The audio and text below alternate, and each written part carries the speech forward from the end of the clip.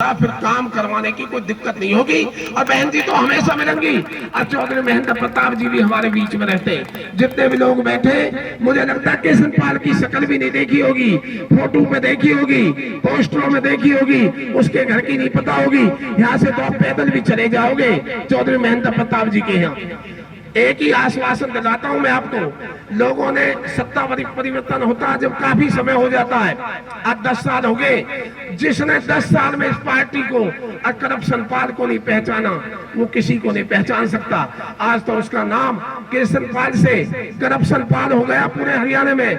मेरे बुजुर्गों, नौजवान साथियों, एक ही बात ध्यान रखना मेरी माताओं, देखो भाषण देने से और सुनने से परिवर्तन नहीं होता।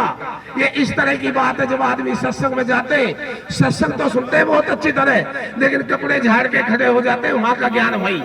25 मई को अगर आपने पंजे के सामने वाला बटन दबा दिया, मैं लिख के देता हूं, उसी दिन से हमारे फरीदाबाद के विकास की झंडी शुरू हो जाएगी। और जो छोटी मोटी कमी रह जाएगी ना 19-20, वो आने वाले विधानसभा में बहन जी की जिम्मेवारी है। देखो इन पे कोई दाग नहीं है, आप सब जानते हैं। 10 साल काम किया लोगों के बीच में और आज काम नहीं हो रही। मुझे लगता है भाई साहब इशारा कर रहे हैं, क्या शायद बोलने की तो इच्छा काफी है। एक ही बात है, मैं देखो समाज में अगर कोई आदमी बुरा भी होना बाई चांस, मैं भी हो सकता हूं, लेकिन मैं ये उम्मीद करता हूं मेरे बच्चे और मेरे नेता मुझसे अच्छे हो। ये तो बात सच है ना। तो भाई देखो चौधरी महेंद्र प्रताप भी अच्छे आदमी है, बहुत काबिल और सुलझे व्यक्ति है, ईमानदार है, उन पर कोई भी किसी तरह का दाग नहीं है। और जो बीजेपी के कैंडिडेट है किशन पाल, वो तो भ्रष्टाचार से लिप्त हैं। आप रोजाना अखबारों में, न्यूजों में पढ़ते होंगे, वो पूरे देश में अगर भ्रष्टाचार में है तो मुझे लगता है उनके ऊपर बस 4-5 है। पूरे हरियाणा प्रदेश में अकेले किशन पाल भ्रष्टाचार में। आप ऐसे करो, 25 मई को चौधरी महेंद्र प्रताप जी को जिता दो और 4 महीने बाद बहन जी को जिता देना। अब फिर देखना इस बल्लभगढ़ विधानसभा की, अब फरीदाबाद लोकसभा की विकास ही विकास होंगे। ये हमारी जिम्मेवारी।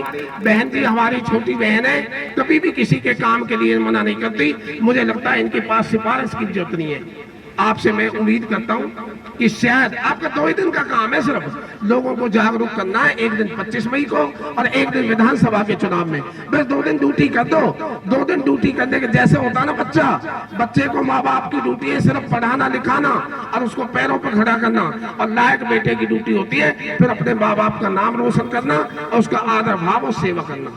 लायक और नालायक में एक ही फर्क होता है। किशन पाल नालायक व्यक्ति है और हमारी पार्टी के चाहे बहन जी हो, चाहे चौधरी किशन पाल गुर्जर जी हो, ये लायक लोग हैं। भाई देखो हमें लायक ही लोग चाहिए, नालायकों से 10 साल में हम जीत गए। जय हिंद, जय भारत।